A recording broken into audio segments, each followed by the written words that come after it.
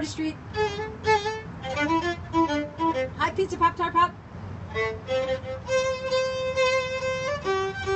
Sing along.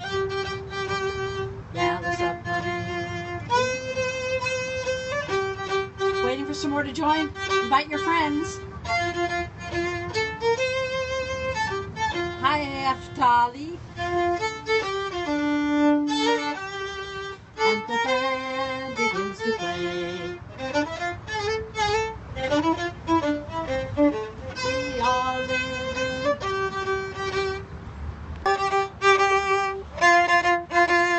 All right, welcome. How's everyone doing today?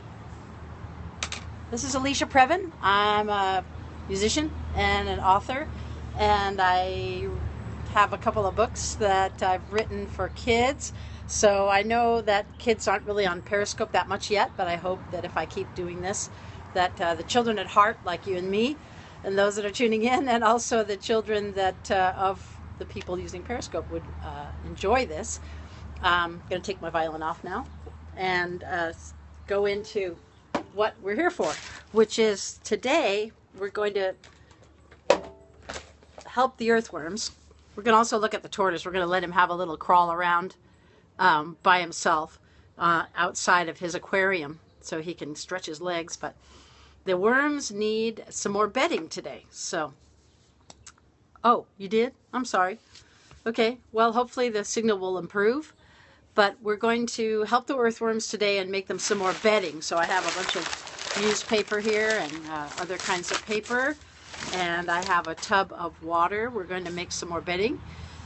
And let's get started. So, and then we're going to check out the book. And during the broadcast, I'm going to give you a code, a word code, which if you send me a message on Twitter, which is @LovelyPrevin, LOVELYPREVIN. If you send me that code, you could win a book today. And anybody else that puts the code in, you're going to get a big discount on the book. If you want me to mail you one, I can do that. Otherwise, you can go on my website and get it. But for now, let's do some fun stuff. Okay, hang on. And here is our water and our newspaper, and here are the worms. Those of you that have joined me before have seen them.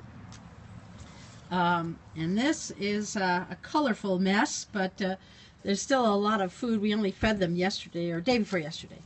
So they haven't quite got to it all yet. It's still there for them to eat. But you see the bedding, which is this soaked newspaper, is kind of disintegrating. It does after a while. But let's just dig down here and see how our worms are doing. Whoops. Sorry, my tripod got loose. What are you saying there? Well, yes, they'll eat it all. There they are. There's lots of worms there. And recently, what's their poop look like? Okay, well, this is all kind of mixed up in their poop. There's a sweet little one. But here's basically what you do is, this is getting quite full here of their wonderful substance that they make. And after a while, what I need to do is we're going to have a session where we're going to take all of it out, and then we're going to separate the worms from their worm castings. Yeah, it's dirt, but it's very, very special dirt. Here it is. This is some of the worm castings that I have taken from separating out the worms. It's this rich, wonderful, sweet smelling. I wish you could smell it. You know, they recently had a scientist come on and say that the actual substance of the dirt is the exact same thing that our human bodies are made out of. Funny how it took a scientist to figure that out. But this soil, I put it in a lot of my plants. My plants are doing well. Look at all those new growth, all those little new parts of the plants. This plant is sprung up again this year. A lot of my plants are doing really well because you give them this living soil, and that's what they need. That's why there's worms all over the place where there's lovely growing plants and gardens. And dragon fruit? Yeah, dragon fruit would love it. Every plant will be stronger and healthier and do better if they have worm castings mixed in with the soil. So that's some that I've harvested. I'm looking forward to a time a little later on in the summer where we can bring the worm box outside and we will dump it all out on a big tarp, and then we're going to make little piles. You make little piles because the thing that I teach in my book, the Earthworm book, now I go to schools and I give presentations. That's my little flyer. But my book, the Earthworm book, teaches you that worms like to be where it's dark and damp. And so when you make these little piles of their soil, little tiny piles, the worms go to the bottom. And then it's easy to pick off the worm castings from the top. So anyway, yeah, we only fed them a couple of days ago. There's still a lot of this stuff. You'll see in another couple of days it'll be all gone. And also another thing that they really like is, thank you for the hearts. I appreciate it. It shows that you like what I'm doing. When you tap the screen, it gives me encouragement, tells me that you like what you're doing, and I see the pretty hearts. I see lots of yellow ones right now. They're lovely. Oh, and pink. And so one thing that worms really like is coffee grounds, which are very acid. But you know, if you make coffee and you save the grounds, you put them in with your worms, they like to lay their eggs in coffee grounds. And the last time I put the coffee grounds, the next time I came back to the box, I saw thousands of little teeny weeny, probably less than a quarter of an inch long worms, teeny weeny little worms, all growing on the coffee grounds. So they love that. Okay, so I'm actually, this water is some leftover water from my washing up. It won't matter because it's the same kind of vegetable substances that go in the box anyway. So what I'm going to do is kids love to do this. So again, this is an activity, having a worm box, and kids who love bugs and all that, they love all that. So this is an activity that when I go to schools and I give a presentation, they love to do. What do I do with the worms? I just keep letting them grow, and I keep extracting the special worm castings, and I just keep the worms, and I keep them going. And you know, sometimes when I extract the worms, if there's really a lot of worms, what I'll do is I'll make another box. But usually during this time of the year, I go to schools and I bring the worms and I leave them with some worms. So I'm always growing new ones and getting it going some more so that I give them to the school. Some schools want me to do big projects, so I go to a place around here called the Solana Center where they teach master classes in composting. How long does it take to make a bucket full of calf? Nah. You know, again, it depends on the size. You see this box? I got it at a hardware store. These two boxes inside each other. One of them on the inside, I've drilled some holes. You can see a couple of holes there along all the sides, and then there's some holes every inch or so along the bottom for a little drainage, and then you put one inside the other. This is a fairly small box. Some people have a whole bench across there on the inside. Some people grow them on the inside if they're in a colder climate. And it depends on how big. If you want a lot of worm castings, then you're going to want to make a big box. I just have this big box because it's about all the kitchen scraps that I use by myself when my son's visiting me, because I'm here by myself with my dog and my turtle. There he is, by the way. I'm going to let him out in a minute.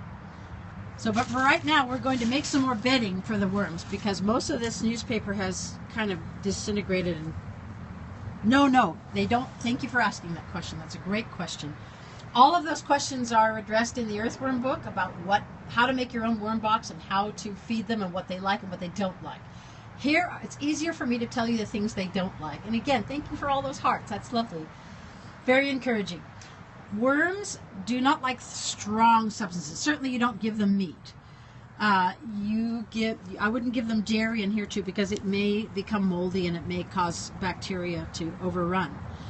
Mainly vegetables and fruit, eggshells. I think there's still some eggshells in here somewhere. You kind of break up the eggshells. Coffee grounds, tea, used tea leaves work. They don't like onions. They don't like onions. They don't like garlic. They don't like any citrus because the citrus peels are very, very strong, the oils and citrus peels. For instance, a lot of cleaning products that are made today are made with orange oil, and that's why, because it's very, very astringent, it's very good for cleaning, but the worms will go away from it. They won't like that. So you want them to just have the kind of matter that would drop from a tree or, just be growing in the earth.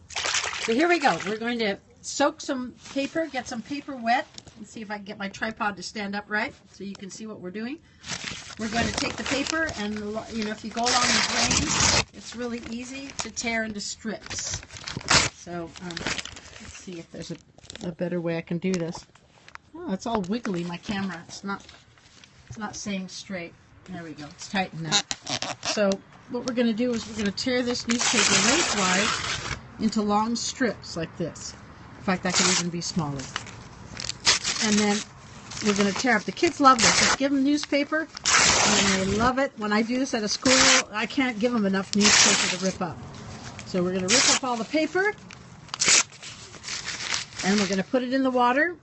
You don't need a lot of water, but you'll see once you get the paper in there and all ripped up, you're going to want to squeeze it out a little bit because it can't be too wet. They don't like to be waterlogged.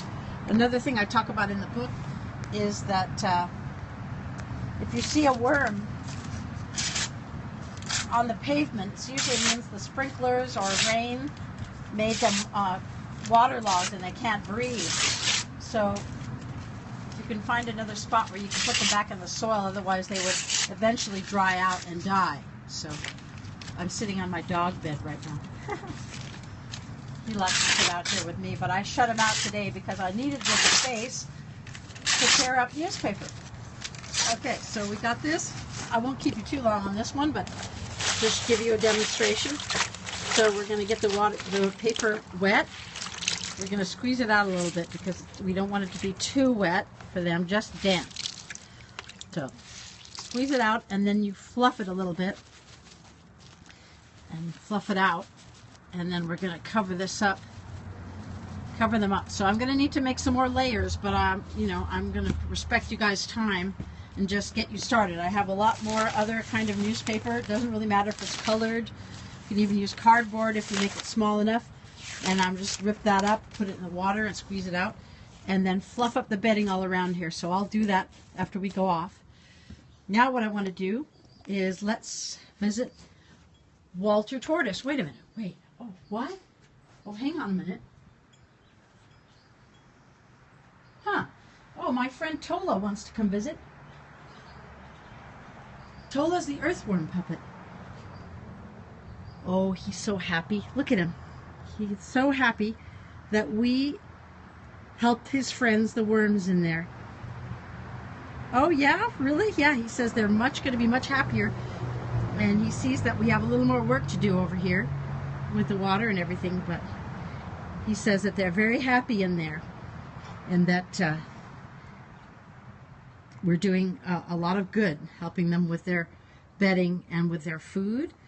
And he's just saying hello to all of you guys and kids out there. Worms, of course, don't have eyes or ears, just a mouth.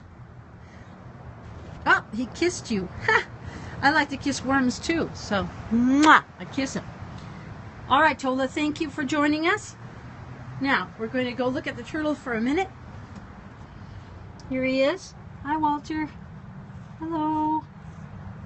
You see, you didn't really like, I gave him beet greens this morning. He's not too keen on them. He likes kale. So I'm going to pick him up. Come on, Walter. Oopsies. What did I do? There you are. There's Mr. Walter. Walter the tortoise. And so what I'm going to do, I'm going to let him wander around on the ground here because he loves to explore. And he'll check out all that stuff with his nose. He sticks his nose down in the soil to figure out what is that and where am I. And he kind of sniffs it and figures out what's there. Okay. Well, I don't see very many people left here. I was going to give you guys a code, but you can watch it during the replay. I'm going to give you a code, and if you want a book, I can send you a free book of The Strange Disappearance of Walter Tortoise. We were just reading in that yesterday, but I don't see that there's any more than one person left on the broadcast. So if you're watching the replay and you want the code to win one of these books, I will mail it to you for free. All you have to do is tweet me at LovelyPrevin on Twitter, this code, and give me your email address, and we will exchange information so that I can mail you a free book. Thank you for watching. And the code is PAPER, P-A-P-E-R. The code is PAPER. If you put in HI, live 3. Okay, I'm glad you joined us. We're getting near the end. I was just talking about this book. I just gave a code so that anybody could win a book, and they may win it on the replay. I don't know. There's my other book. I have another book about bees.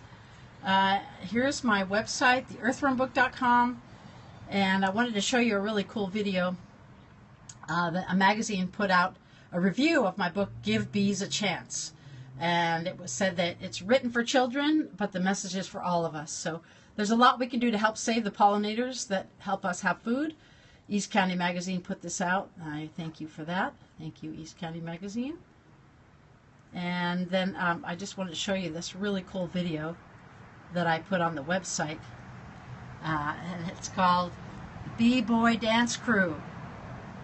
So I'm going to play that for you guys, all right? Hey, B! Yo, I found some next. DJ Honey Drop.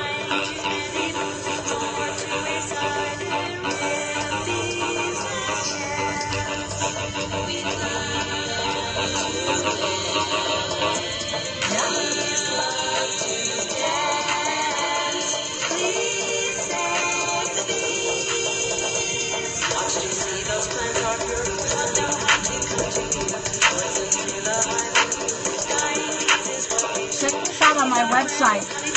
You're hearing the bee song I wrote and the dance, so it's kind of mixed together.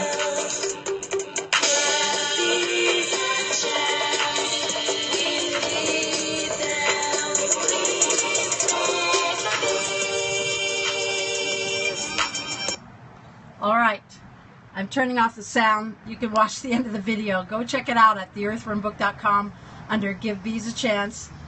Now, I was going to read The Strange Disappearance of Walter Tortoise a little more. We read some a couple of days ago. And I just finished giving the code, so you'll have to watch the replay, to win a free book.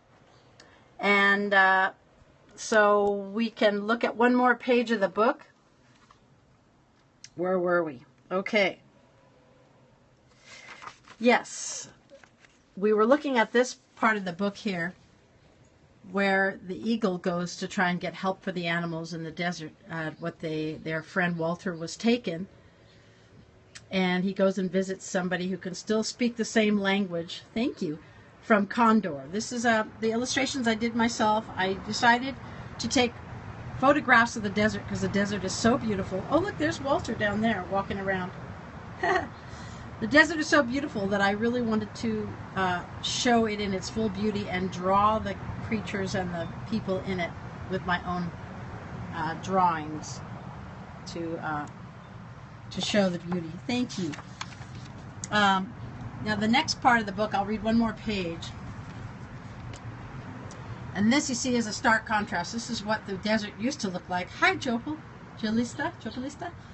This is what the desert used to look like, and what it is beginning to look like now that they're putting millions of acres of solar panels all over the pristine desert, and a lot of animals are being hurt or displaced or moved. So here is, they're talking about what they can do to help. Eagle has gone to see the last of the descendants of the Indians to talk to them about what's going on in their desert, because Walter Tortoise has been captured by the two-legged, and soon coming is the danger for all four-legged, all winged ones, and all that slither and creep. That's the eagle telling the Native American. Alfredo answers, "Let me reassure you, Eagle, now is the time. It is very important to bring people's attention back to this, our last generation. It is the end of an important time in history where everything starts again. The news you bring is true. Big machines are coming to the desert to make power for mega cities. Automobiles, washing machines, air conditioners, big screen TVs, and all these items that everyone seems to want more and more of, and it seems there is no end." Eagle looks downcast but raises his head to say, "Yes, but it seems all the desert will not survive this, so what shall we do? How can I return to the teacher tortoise without hope? What message can I bring?" Alfredo breathes a sigh, but there is still a sparkle in his eyes as he speaks. "We will have to show them what is really here and how the people live for thousands of years.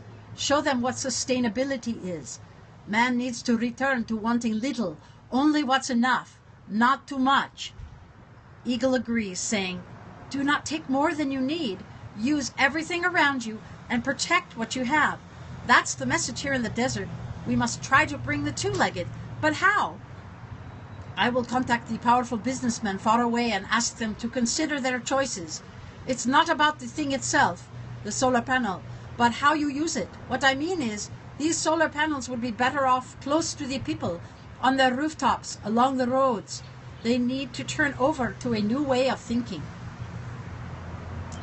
So we're going to leave off there and say hi to Mr. Walter here as I go. We want to help him. He's just a little hatchling. So I thank you. We say good night to you, and hope that you'll join us for the next Yellow Submarine Kids. And we're going to sign off now. You can sing the song again if you like. It's a great song. We all live in a yellow submarine. Ready? Here we go. Ah! Whoops, that was bad. Knocked it over with my bow.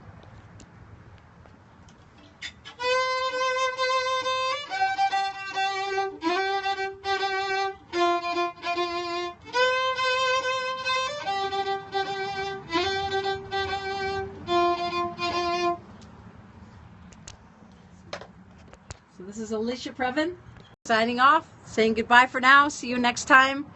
And invite your friends and their kids and any kids at heart. Bye.